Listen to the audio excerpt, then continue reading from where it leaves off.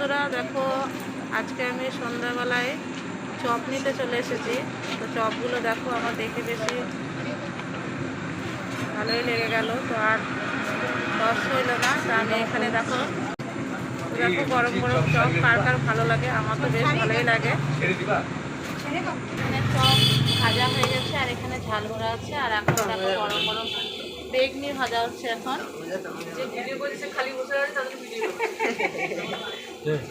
এখন বেগনি ভাজা হচ্ছে, দেখো এখন গরম গরম বেগনি ভাজা হচ্ছে। তো এই দিদিটার নাম হচ্ছে রানুচন্দ্র, ইনি খুব ভালো চপ বানায়। আমাদের কিন্তু প্রত্যেক দিনই খাওয়া হয় কম বেশি সবার জন্য।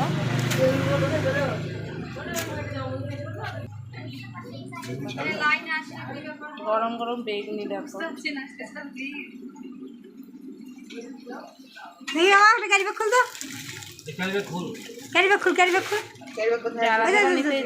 আমাদের ইচ্ছাগঞ্জ মোড়ে, ইচ্ছাগঞ্জ থেকে একটু এখানে এসে আপনারা আগে দাঁড়িয়ে আছে, তো তোমরা নিতে চাও। তো দেখো চপগুলো কিন্তু এখন বেগুনি ভাজা হচ্ছে।